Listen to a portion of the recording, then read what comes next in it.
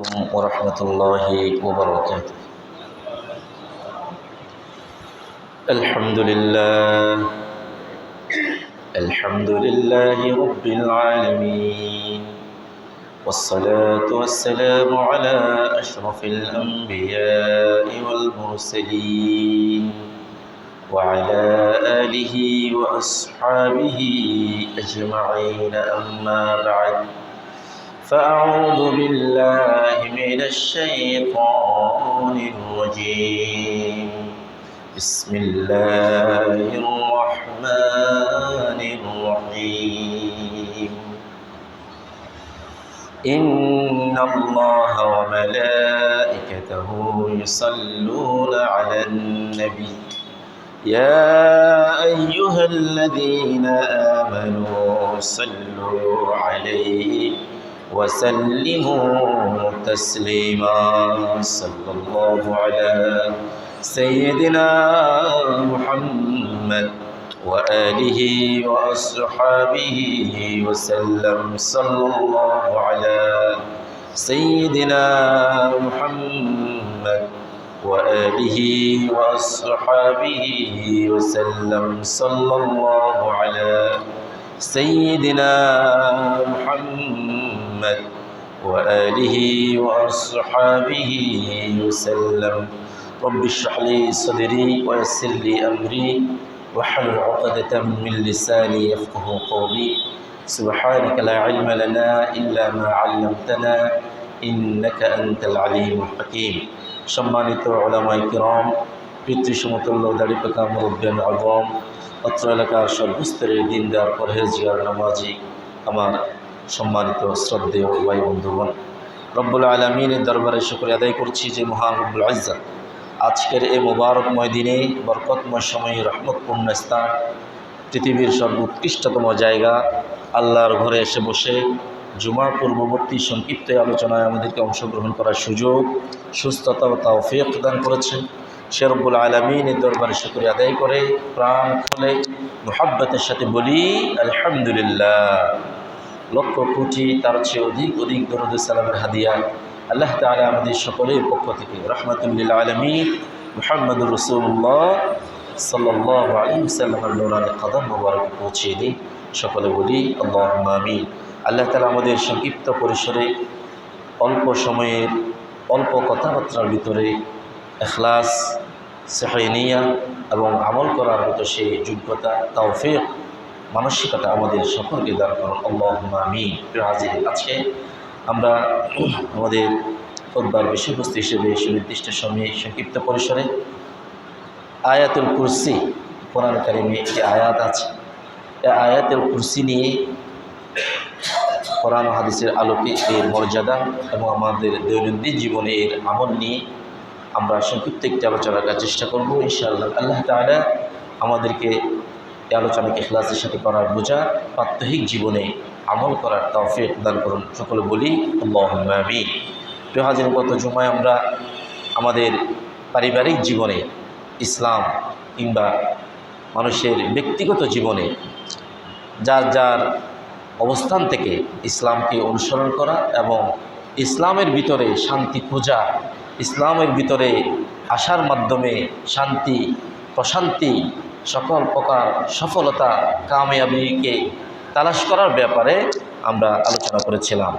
এরই ধারাবাহিকতায় আমাদের ব্যক্তিগত জীবনকে সুন্দর করার জন্যে কোরআন আমাদের জন্যে সবচেয়ে বড় গাইডলাইন, সবচেয়ে বড় পথ প্রদর্শক। যে কোরআনের ভিতরে যে কোরআনের পথ প্রদর্শন, কোরআনের যে দিক নির্দেশনা, এগুলির ভিতরে কোনো প্রকার সন্দেহের অবকাশ নেই। আল্লাহ তাআলা বলেছেন যালিকাল কিতাব লা রাইবা ফীহি। এটি এমন একটি কিতাব, এমন একটি দর্শন, এমন একটি আদর্শ, এমন একটি পথ প্রদর্শক, এমন একটি আলোচনা, নির্দেশনা যেখানে লা রাইবা ফী, যেখানে কোনো বিষয়ে সন্দেহের অবকাশ নাই। পাশাপাশি সন্দেহ তো নাই, এটা কি? আর আল্লাহ তাআলা আয়াতের পরের অংশ বললেন হুদান লিল মুত্তাকিন, মুত্তাকিনদের জন্যে, যারা সৎ পথ পেতে চায়, সৎ পথে থাকতে চায়, তাকওয়া অর্জন করতে চায়, দুনিয়ার এই জীবনে সফলতা পেয়ে আখিরাতকেও কামিয়াবি কামিয়াবি অর্জন করতে চায়, যারা মুত্তাকি হতে চায়, তাদের জন্য সবচেয়ে বড় পথ প্রদর্শক হচ্ছে আল্লাহর কোরআন। সুবহানাল্লাহি ওয়া বিহামদিহি সুবহানাল্লাহিল আযীম। হাজিরিন, কোরআনে কারীমের গুরুত্বপূর্ণ একটি আয়াতুল কারীমা হচ্ছে আয়াতুল কুরসি। আলহামদুলিল্লাহ, আমরা এই আয়াতুল কুরসি খুব ছোটোকাল থেকে মক্তবে কিংবা একেবারে প্রাইমারি লেভেলে সময় থেকে আমরা আয়াতুল কুরসি আমরা সকলেই জানি। আশা করি এখানে আমরা সকলে আয়াতুল কুরসি জানি না, ইনশাআল্লাহ? কি বলেন? আলহামদুলিল্লাহ। তো আয়াতুল কুরসি আমরা যারা জানি না, আমরা আবার শিখে নেব ইনশাআল্লাহ। কোরআনে কারীমে সূরাতুল বাকারার ভিতরে গুরুত্বপূর্ণ একটি আয়াত। রাসূলুল্লাহ সাল্লাল্লাহু আলাইহি ওয়াসাল্লাম উবাই ইবনে কাব রাদিয়াল্লাহু তাআলা আনহু, তার প্রিয় একজন জলিলুল কদর সাহাবী, তার উপাধি ছিল, কুনিয়াত ছিল আবুল মুনজির। একদিন প্রিয় রাসূল সাল্লাল্লাহু আলাইহি ওয়াসাল্লাম উবাই ইবনে কাব রাদিয়াল্লাহু তাআলা আনহুকে প্রশ্ন করলেন। তিনি বর্ণনা দিচ্ছেন, ওয়ান উবাই ইবনে কাব রাদিয়াল্লাহু তাআলা আনহু قال قال رسول الله صلى الله عليه وسلم يا أبا المنذر أتدري أي آية من كتاب الله معك أعظم। উবাই ইবনে কাব রাদিয়াল্লাহু তাআলা আনহুর একটু উপাধি ছিল আবুল মুনজির। ইয়া রাসূল সাল্লাল্লাহু আলাইহি ওয়াসাল্লাম উবাই ইবনে কাব রাদিয়াল্লাহু তাআলা আনহুকে উদ্দেশ্য করে বললেন, হে আবুল মুনজির, হে উবাই ইবনে কাব, তুমি কি জানো কোরআনের ভিতরে তোমার কাছে সবচেয়ে বড় উত্তম, সবচেয়ে বড় আয়াত কি তুমি জানো নাকি? তিনি বললেন, ক্বালা কুলতু আল্লাহু ওয়া রাসূলুহু আ'লাম। সমস্ত সাহাবা আজমাইনের আদব ছিল, যদি কোনো বিষয় তারা জানতেন এরপরেও আদাবাতান রাসূল সাল্লাল্লাহু আলাইহি ওয়াসাল্লামের সম্মানার্থে তারা বলতেন, আল্লাহ এবং রাসূল সবচেয়ে ভালো জানে। কোনো বিষয় জানেন, তারপরেও কষ্ট করলে তারা বলতেন আল্লাহই ভালো জানেন, রাসূলই ভালো জানেন। সুবহানাল্লাহি। এটি হচ্ছে সাহাবা আজমাইনদের পক্ষ থেকে রাসূলুল্লাহ সাল্লাল্লাহু আলাইহি ওয়াসাল্লামের সম্মান প্রদর্শনের একটি নিদর্শন, উত্তম নিদর্শন। তিনিও সেভাবে জবাব দিলেন, আল্লাহ এবং রাসূলই ভালো জানে। এরপরে তিনি আবার বললেন, ক্বালা ইয়া আবাল মুনজির আতাদরি আইয়ু আয়াতিন মিন কিতাবিল্লাহি মাআকা আযম। প্রিয় রাসূল সাল্লাল্লাহু আলাইহি ওয়াসাল্লাম দ্বিতীয়বার আবার প্রশ্ন করলেন, হে আবুল মুনজির, তুমি কি জানো কোরআনে কারীমের সবচেয়ে তোমার কাছে উত্তম আয়াত কোনটি?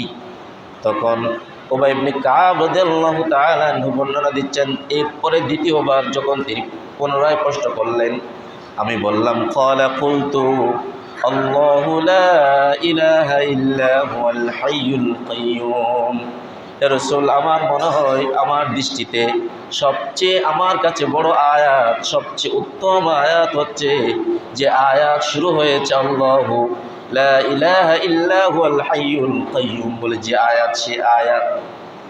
তখন উবাই ইবনে কাব রাদিয়াল্লাহু তাআলা আনহু জবাব যখন দিলেন, তিনি বর্ণনা দিচ্ছেন, ফাদরাবা ফি সাদরি। রাসূল সাল্লাল্লাহু আলাইহি ওয়াসাল্লাম তার হাত মোবারক দিয়ে আমার বক্ষে এভাবে আঘাত করলেন। সুবহানাল্লাহ। এভাবে তিনি কি করলেন? তার হাত তার বুকে, ফাদরাবা সাদরি ফি সাদরি, তিনি আমার বক্ষে এভাবে আঘাত করলেন, এভাবে মৃদু আঘাত করলেন। এরপরে তিনি বললেন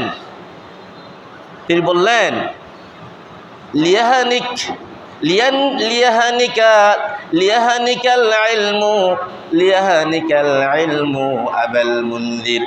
হে আবুল মুনজির, হে উবাই ইবনে কাব, তোমার আলম তোমার জন্য আনন্দদায়ক হোক। তিনি আমার জন্য একটি, যে এই জবাব যখন আমি দিলাম, তিনি আমার জন্য একটি কি করলেন? দোয়া করলেন।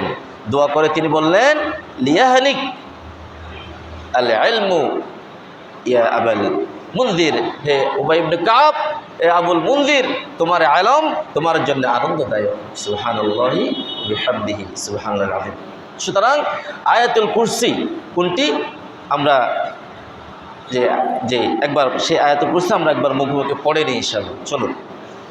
আল্লাহ তাআলা বলছেন, আল্লাহু লা ইলাহা إلا هو الحي القيوم لا تأخذه سنة ولا نوم له ما في السماوات وما في الأرض من ذا الذي يشفع عنده إلا بإذنه يعلم ما بين أيديهم وما خلفهم ولا يحيطون بشيء من علمه إلا بما شاء وسع كرسيه السماوات والأرض ولا يؤوده حفظهما وهو العلي العظيم صدق الله العظيم হাজির এই আয়াতে কুরসির ভিতরে মানুষের আল্লাহর তাওহীদের কথা, আল্লাহ শ্রেষ্ঠত্বের কথা, মানুষের ঈমানকে মজবুতির কথা, মানুষ যেন তার দৈনন্দিন জীবনে ব্যক্তিগত জীবন থেকে শুরু করে তার পারিবারিক জীবন, দাম্পত্য জীবন, সাংসারিক জীবন, চাকরি বাকরি, লেনদেন, ব্যবসা বাণিজ্য, মুআমালাত, মুবাশারাত, জীবনের প্রতিটি ক্ষেত্রে সে যেন আল্লাহর উপরে আস্থা রাখে, আল্লাহর উপরে ভরসা রাখে, আল্লাহর প্রতি ঈমান রাখে, আল্লাহর প্রতি তার তাওহীদের, উলুহিয়তের, রুবুবিয়তের সেই চিন্তা চেতনা, ঈমানের বদ্ধমূল ধারণা যাতে তার অন্তরে একেবারে কঠিনভাবে কি হয়ে যায়, নিবদ্ধ হয়ে যায়। আয়াতুল কুরসির ভিতরে সমস্ত কথাবার্তা এসেছে, চলে এসেছে।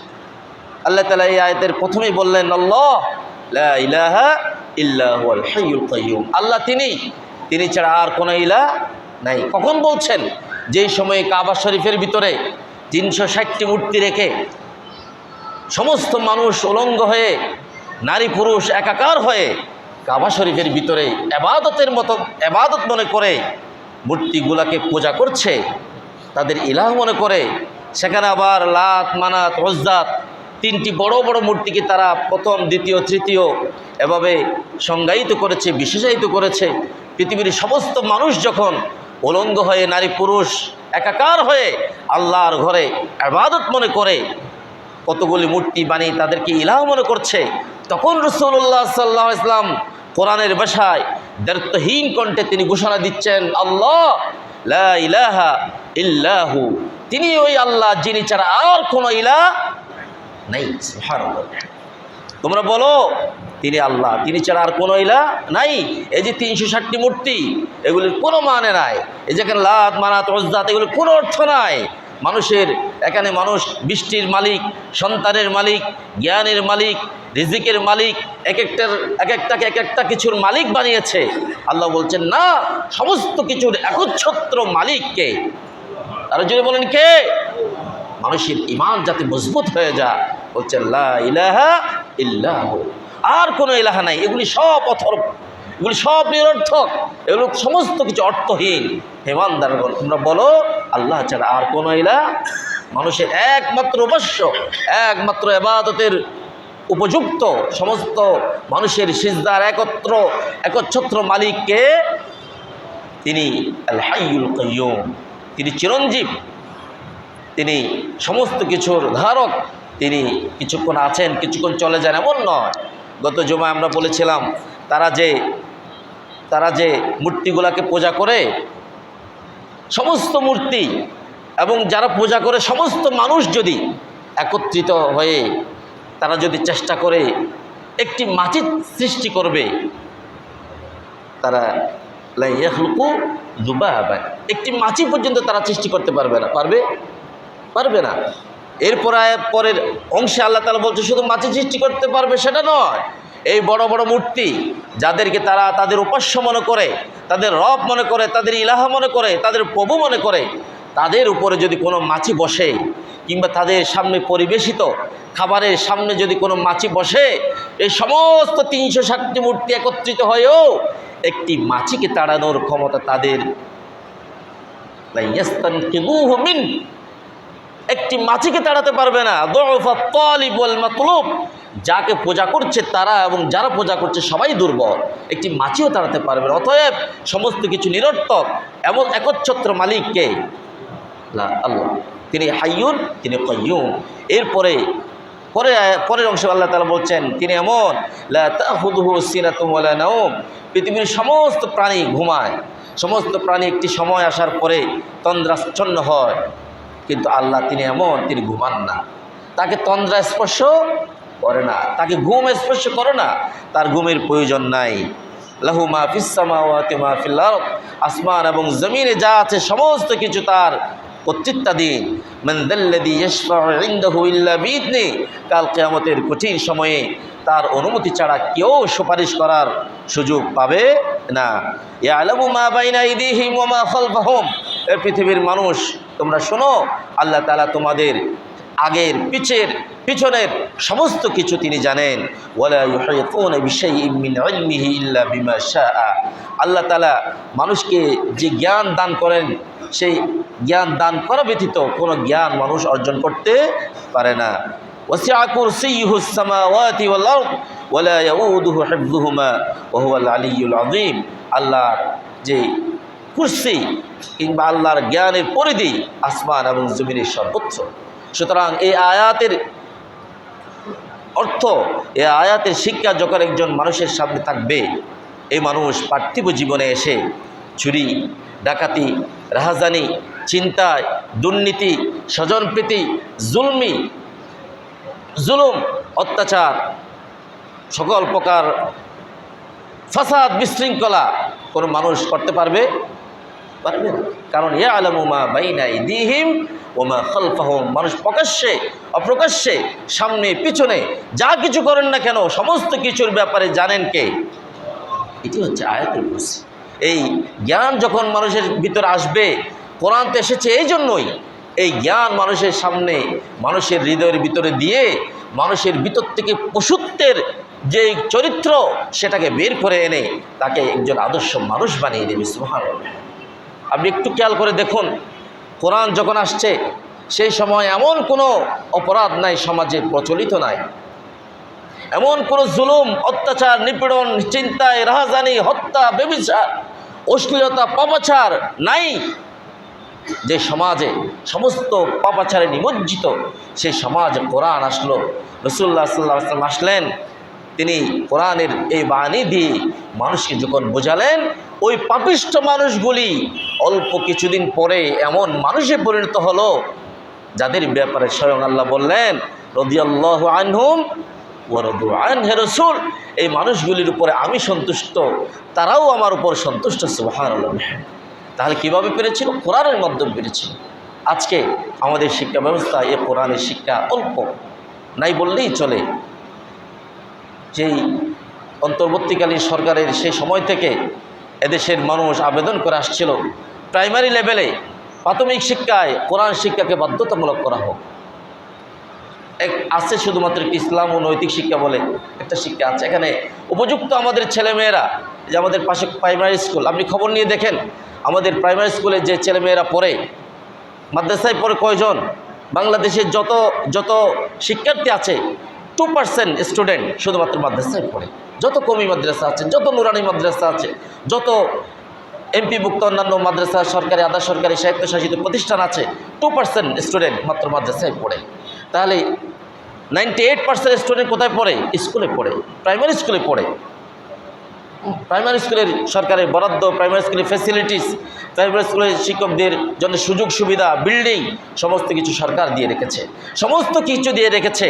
কিন্তু 95 ভাগ কিংবা এত বেশি মুসলমানের রাষ্ট্রে প্রাইমারি স্কুলে একজন কোরআনের শিক্ষক নাই, কোরআনের শিক্ষক নাই। আমরা আবেদন জানাবো এবং আপনারাও যার যার জায়গা থেকে যদি ভূমিকা রাখার সুযোগ হয় ভূমিকা রাখবেন, কথা বলবেন, লিখবেন, যাতে আমাদের কলিজার টুকরো সন্তানরা তার শিক্ষা জীবনে কোরআন থেকে যেন সে বঞ্চিত না হয়। প্রাইমারি স্কুলের যে বিল্ডিং হয়, শিক্ষকদেরকে যে বেতন দেওয়া হয়, রিটায়ারমেন্টের পরে যেই পেনশন দেওয়া হয়, এগুলো আমি আপনার টাকা। আপনি যে একটা সাবান কিনছেন সেখানে একটা ট্যাক্স আছে, ভ্যাট আছে, সেই টাকার থেকে একটি অংশ গিয়ে তাদের জন্য যায়। তাহলে আবার আমার ছেলে মেয়েরা তো সেখানে পড়ে, তাহলে আমার ছেলে মেয়েরা কোরআন ছাড়া তারা বড় হবে কেন? আমাদের দাবি আছে নাকি নাই? বলে আছে নাকি নাই? এগুলি শুধুমাত্র মসজিদের ইমামরা খুতবায় এসে কথা বলবে এমন নয়।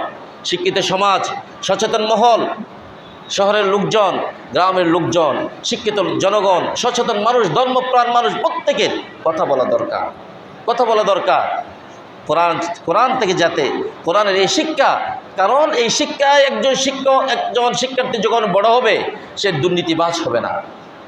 সে এক টাকার জিনিসকে কিনতে গিয়ে 10 টাকা দিয়ে সে এই ধরনের অবৈধ কাজ করবে না।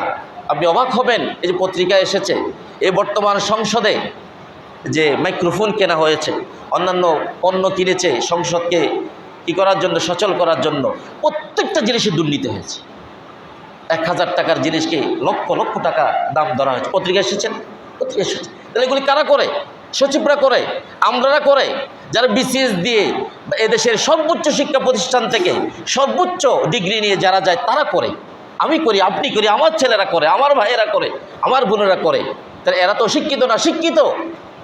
তারা ইউনিভার্সিটি শেষ করে আবার বিসিএস দিয়ে আবার বিভিন্ন পরীক্ষা দিয়ে কোটি কোটি হাজার হাজার মানুষের ভিতরে কম্পিটিশন করে, প্রতিযোগিতা করে, তারা টিকে, তারাই করে। গভর্নমেন্ট থেকে বড় বড় স্যালারি নেয়, সমস্ত সুযোগ সুবিধা নেয়, এরপরেও তারাই আবার করেন 1000 টাকার জিনিসকে 10,000 টাকা। তাহলে এই টাকা তো আমি আপনার কাছ থেকে যায় না। তাহলে আমরা বলি এই জায়গাগুলিতে যদি নৈতিক শিক্ষায় শিক্ষিত হয়ে আমাদের কলেজার টুকরো সন্তানরা যখন স্কুল, কলেজ, ইউনিভার্সিটি, মেডিকেল থেকে, ইঞ্জিনিয়ারিং কলেজ থেকে, বিশ্ববিদ্যালয় থেকে তারা যখন ওই সমস্ত জায়গায় যাবে, তারা দুর্নীতি করবে না কেন বলেন? এজন্য মানুষের নৈতিক শিক্ষা, দিন শিক্ষা মানুষের ভিতরে যত বেশি আসবে, পরিবার, ব্যক্তিগত জীবন, পরিবার, সমাজ, রাষ্ট্র, প্রতিষ্ঠান এগুলি নিরাপদ হবে, শান্তিময় হবে। আল্লাহ তাআলা আমাদের বোঝার তৌফিক দান করে। সকলে বলি আল্লাহুম্মা আমিন। প্রিয় হাজিরিন, আমরা আয়াতুল কুরসির ফজিলত দিয়ে আমরা ছোট দুটি হাদিস শরীফের তেলাওয়াত করে আমরা আমাদের আলোচনা শেষ করব ইনশাআল্লাহ। আল্লাহ রাসূল সাল্লাল্লাহু আলাইহি ওয়াসাল্লাম বলছেন, আন আবি উমামা রাদিয়াল্লাহু তাআলা আন, তিনি বলছেন, قال رسول الله صلى الله عليه وسلم من قرأ آية الكرسي دبر كل صلاة مكتوبة لم يمنعه من دخول الجنة إلا أن يكون يموت। প্রিয় রাসূল সাল্লাল্লাহু আলাইহি ওয়াসাল্লাম আয়াতুল কুরসির ফজিলত বর্ণনা করতে গিয়ে বলছেন, যে ব্যক্তি, যে নরনারী প্রত্যেক ফরজ নামাজের পরে আয়াতুল কুরসি পড়বে, ওই ব্যক্তি জান্নাতে যাওয়ার জন্য মৃত্যু ব্যতীত আর কোনো বাধা নাই। সুবহানাল্লাহ বললেন না? যে ব্যক্তি প্রতিদিন 5 ওয়াক্ত নামাজের পরে আয়াতুল কুরসি পড়বেন, ওই ব্যক্তি মারা যাবেন আর জান্নাতে যাবেন। সুবহানাল্লাহ। আমল আমরা করতে পারবো তো ইনশাআল্লাহ? 5 ওয়াক্ত নামাজের পরে দোয়ার আগে এই আয়াতুল কুরসি আমরা পড়বো। হাঁটতে বাসায় যেতেও পড়া যায়। এরপরে আবু হুরায়রা রাদিয়াল্লাহু তাআলা আনহু থেকে বর্ণিত, তিনি বলছেন, মানুষ যখন ঘুমাতে যায়, রাসূলুল্লাহ সাল্লাল্লাহু আলাইহি ওয়াসাল্লাম বললেন, ওয়ান আবি হুরায়রা রাদিয়াল্লাহু তাআলা আনহু قال رسول الله صلى الله عليه وسلم إذا أويت إلى فراشك فقرأ آية الكرسي। আবু হুরায়রা রাদিয়াল্লাহু তাআলা আনহু বর্ণনা দিচ্ছেন, রাসূলুল্লাহ সাল্লাল্লাহু আলাইহি ওয়াসাল্লাম ইরশাদ করলেন, যখন তুমি ঘুমানোর জন্য তোমার বিছানায় যাবে, ফাকরা আয়াতুল কুরসি, আয়াতুল কুরসি তুমি একটু পড়ে নাও। ফাইন্নাহু লা ইয়াজালু আলাইকা মিনাল্লাহি হাফিজ। যখন আয়াতুল কুরসি মানুষ ঘুমানোর সময় বিছানায় গিয়ে যখন ঘুমের আগে আয়াতুল কুরসি পড়ে নেয়, আল্লাহ রাসূল সাল্লাল্লাহু আলাইহি ওয়াসাল্লাম বললেন, তার জন্য একজন রক্ষক, একজন ফেরেশতা তার হেফাজতকারী হয়ে যায়। ওয়ালা ইয়াকরাবুকা শাইতানুন হাত্তা তুসবিহা। শয়তান ফজর হওয়ার আগ পর্যন্ত ওই ব্যক্তির কাছে আসতে পারে না। সুতরাং ঘুমের আগে আয়াতুল কুরসি পড়ার এই অনুশীলন, এই চর্চা, এই অভ্যাস আমরা করে নেব ইনশাআল্লাহ। আল্লাহ তাআলা আমাদের তৌফিক দান করুন। বলি আল্লাহুম্মা আমিন। আয়াতুল কুরসি আমরা যারা জানি না, আমরা জেনে নেব, শিখে নেব, এবং 5 ওয়াক্ত নামাজের পরে এবং ঘুমানোর আগে, এরপরে সব সময় বিপদে আপদে সব সময় হাঁটতে, বসতে, চলতে, ফিরতে আয়াতুল কুরসি আমরা পড়ব। এর মাধ্যমে আল্লাহ তাআলা মানুষকে কি করেন? হেফাজত করেন। ফেরেশতা দিয়ে মুসিবত থেকে, বলা থেকে, বিভিন্ন ধরনের সমস্যা থেকে হেফাজত করবেন আয়াতুল কুরসির মাধ্যমে কে? আল্লাহ তাআলা। আল্লাহ তাআলা আমাদের বোঝা, আমল করার তৌফিক দান করেন। সকল বলি আল্লাহুম্মা আমিন। ওয়া আখিরু দাওয়ানা আলহামদুলিল্লাহি রাব্বিল আলামিন। সুবহানাকাল্লাহুম্মা ওয়া বিহামদিকা আশহাদু আল্লা ইলাহা ইল্লা আনতা আস্তাগফিরুকা ওয়া আতুবু ইলাইক।